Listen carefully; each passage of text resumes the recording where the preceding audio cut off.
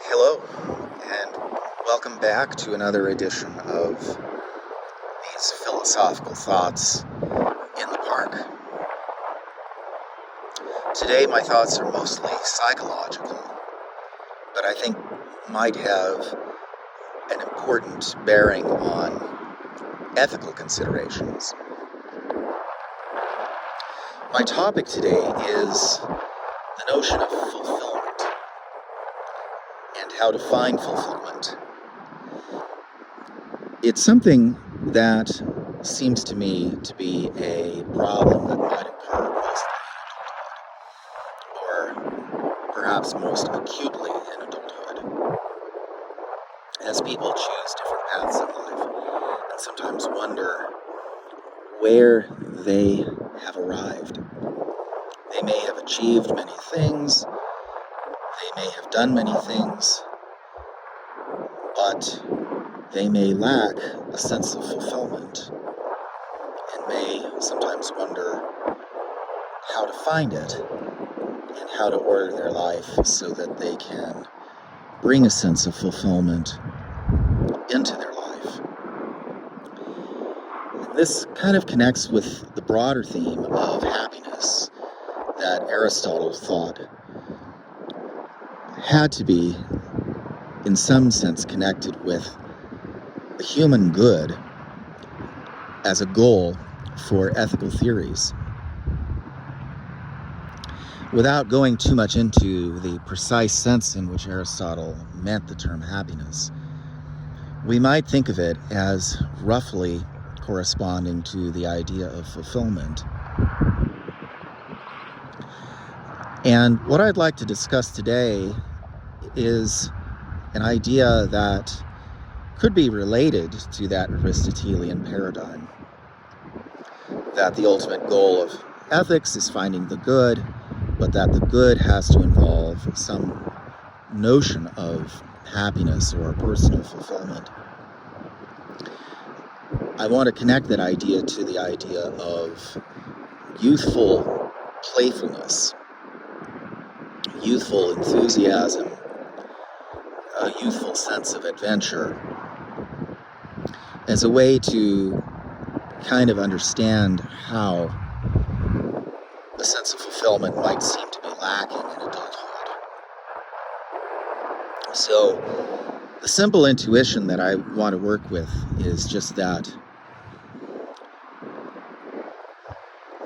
sense of youthful playfulness might be directly correlated to a sense of fulfillment later in life. And I did some background research to see if there were any other psychologists out there who had worked on this idea, and I discovered that it's very strongly supported by many psychological theories. But the one that stands out most for me, and the one that I think works perhaps best with our present purposes, is the idea that it's related to autonomy, or the idea of an intrinsically pursued goal, a goal that is pursued for its own sake, as opposed to something that is pursued merely in the pursuit of some kind of external validation. So I wouldn't also be the very first person to suggest that pursuing goals for the sake of acquiring external validation might not lead to fulfillment. It seems that there is something about striving and achieving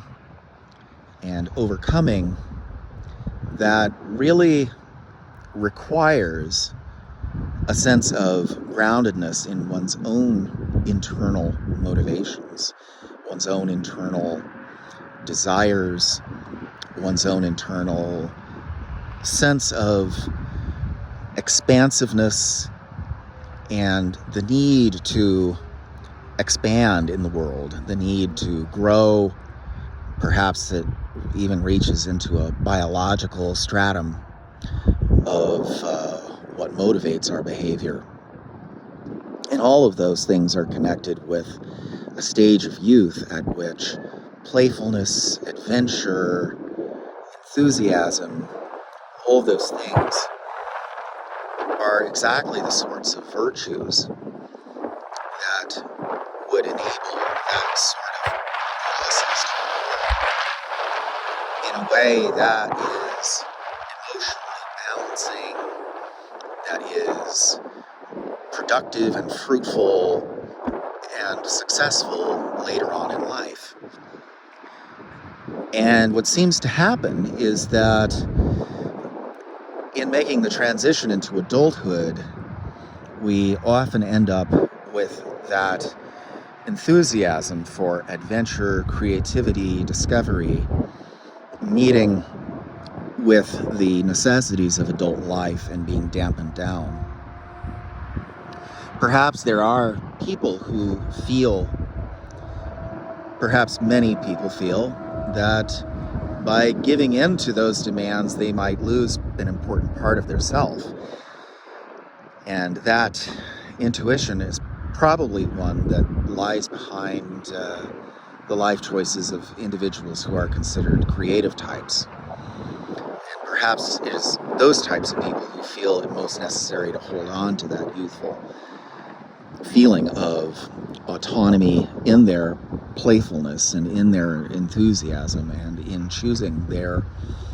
own internally motivated life projects. But the difficulty that creative types face, that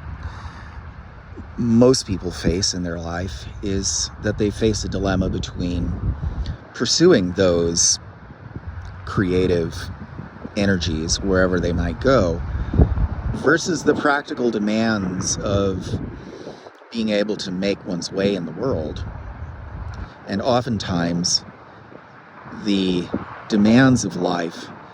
are quite harsh, and they can beat down that spirit of enthusiasm with something that feels like a discipline that is meant to bring it into line, but if taken too far, can lead to the disintegration or demoralization of that earlier youthful spirit. And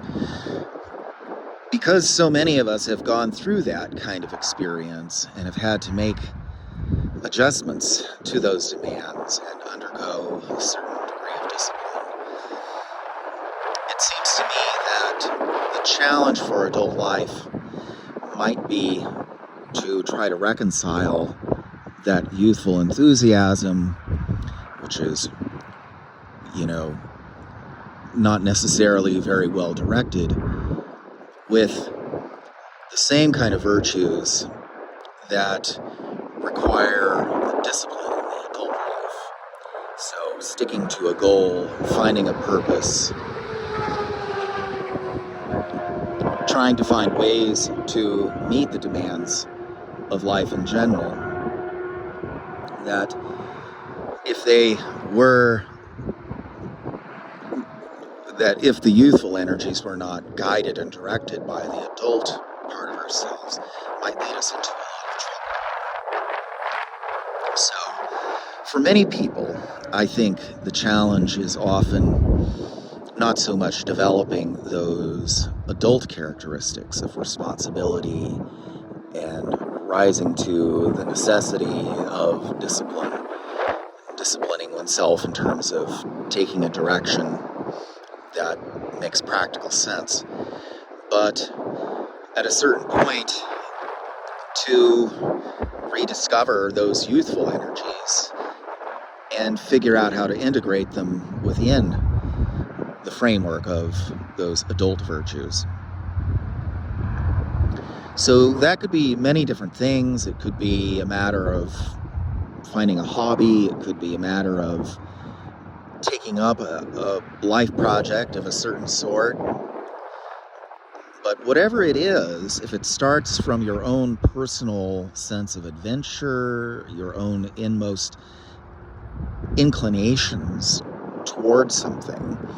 you might be able to rekindle that sense of excitement, energy, adventure, and fulfillment, and make that more of a powerful and creative force in your life. These are just my intuitions about it, coupled with some things that I've read about the link between autonomy and playfulness. But I find it somewhat ironic that in the search for autonomy in adult life, what we're really after is getting ourselves in a stable place where we can enjoy life. And like many novels from the 1950s who show people who have achieved that, we can sometimes find ourselves in a position where we've lost the energy to enjoy life. If you just think about the guy who comes home and reads the newspaper in front of the television and just kind of checks out, or anyone out there who fits that kind of classic mold of someone who's pursued a path, perhaps responded to the demands of adult life adequately, and yet in doing all of these things hasn't found themselves at a place where they can truly enjoy it. And the challenge, it seems to me, is to rediscover your own autonomy, which is a very ironic thing to have to point out. But if playfulness, pursuing one's own inner inclinations as opposed to responding to external demands, and having a sense of adventure are all linked to the development of autonomy, then the irony is that in trying to find one sort of autonomy, there's a danger of losing a different sort of autonomy. So I will leave it there, and have a good day.